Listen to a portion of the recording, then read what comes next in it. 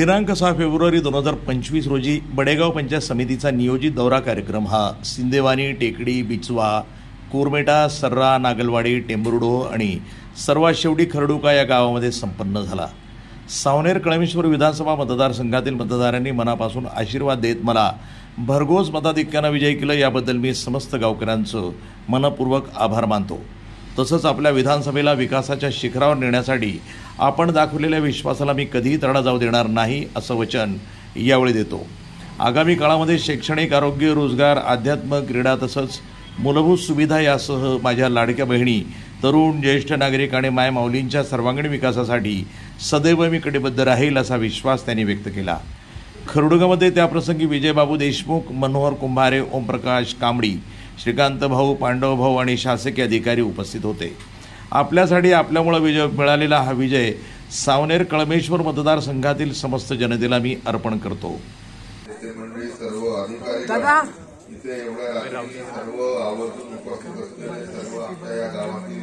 लाडक्या बहिणी, वडीलधारी मंडळी, माझे सर्व तरुण नवयुवक मित्र, आमच्या या गावातील सन्माननीय माजी सरपंच तुळशीरामजी कापसे, श्रीकांतजी मॅक्लोरवार, सुभाषजी पाटील, विजयजी पांडव, उपस्थित असलेले गबलूजी, सर्व आमचे कार्यकर्ते बंधूंनो, सर्व उपस्थितांना माझा सर्वप्रथम नमस्कार। अतिशय झालेल्या चुरशीच्या निवडणुकीमध्ये आपल्या सर्वांच्या आशीर्वादामुळे मी या विधानसभेचा आमदार होऊ शकलो, त्यासाठी मी मनपूर्वक आपले आभार व्यक्त करण्याकरता आपल्यापर्यंत आलो। या संपूर्ण भागाच्या विकासाच्या संदर्भामध्ये आढावा घेत असताना आवर्जून एक गोष्ट लक्षात आली की ज्या 25 वर्षामध्ये विकासाची कामं झाला पाहिजे होती ती नक्कीच झालेली नाहीये।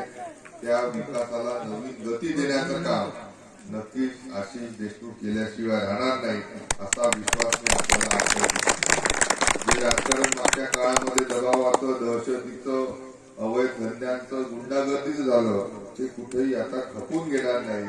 येणाऱ्या पुढच्या काळामध्ये चांगल्या लोकांचं, चांगल्या संस्कृतीचं राजकारण आपल्या या भागामध्ये नक्कीच आपण करू असा देखील विश्वास आजच्या दिवशी आपल्या सर्वांचा। तुमचा भाऊ म्हणून, तुमचा मुलगा म्हणून आशिष तुमची येणाऱ्या काळामध्ये चांगली अशी सेवा करेल हे देखील आज नमूद करताना मला विशेष आनंद होत आहे।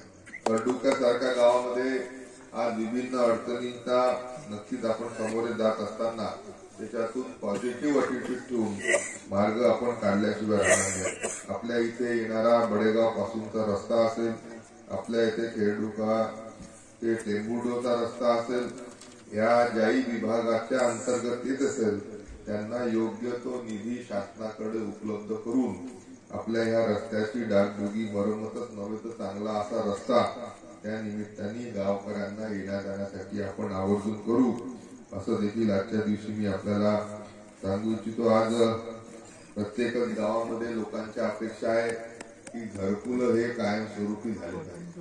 मोदीजींच्या संकल्पनेमध्ये येणाऱ्या 5 वर्षामध्ये ज्याच्या ज्याचे कच्चे घर आहे त्यांना स्लॅबचे घर देण्यासाठी जी योजना आहे त्याचा फायदा आपल्या गावातील लोकांना व्हावा यासाठी जास्तीचं उद्दिष्ट हे विशेष करून मोदी आवास योजनेच्या माध्यमातून आणि प्रधानमंत्री घरकुल योजनेच्या माध्यमातून आपण सावनेर विधानसभा क्षेत्रासाठी घेतोय। लोकांना नक्कीच आपण या योजनेचा फायदा करून देऊ। ज्या सर्व हे झुडपी जंगलाच्या अतिक्रमणामध्ये राहत असल्यामुळे मिळत नाही, किंबहुना प्रत्येकाला अपेक्षा राहते की मालकी हक्काचे पट्टे किमान आपल्या घरासाठी मिळावे। यासाठी झुडपी जंगलाचा जो आपल्याला प्रॉब्लेम आहे तो सोडवण्याच्या दृष्टीने महसूल मंत्री बावनकुळे साहेब पुढाकार घेत आहे। म्हणून आपल्या गावातून अशा पद्धतीचे सर्व प्रकरण याच्यामध्ये अतिक्रमणावर राहत असलेल्या लोकांना पट्टे मिळतील ते आपण वरच्या लेवलला पाठवावा। त्यांची मंजुरी ही काही दिवसामध्ये मिळणार देखील 15-20 दिवसानंतर नवीन वाळू धुवून आल्यानंतर आपल्या सर्वांना निशुल्करित्या येणाऱ्या परवाच्या दिवशी 8 तारखेला बडेगाव येथे पीएससीच्या उद्घाटन त्या निमित्ताने होत आहे। आपल्या सर्वांना विनंती आहे की तिथे होत असलेल्या कार्यक्रमासाठी आपण आवर्जून 3 वाजता यावं। पीएससीच्या माध्यमातून चांगल्या दर्जाच्या आरोग्य सुविधा आपल्या या संपूर्ण खरडुका व परिसरातील गावांना बडेगावच्या पीएससीच्या माध्यमातून मिळतील त्यासाठी अद्यावत अशी पीएससी ही नक्कीच आपण निर्माण करण्यासाठी योग्य तो निधी जिल्हा परिषदच्या माध्यमातून आता पीएससीच्या निर्माणाकरता दिलाय. त्याचा फायदा आरोग्याच्या दृष्टीने आपल्या सर्वांना होतो. इथे विविध गोष्टींचा त्या निमित्ताने उल्लेख. प्रतिनिधी मंगेश उराळे, NTV न्यूज मराठी, नागपूर.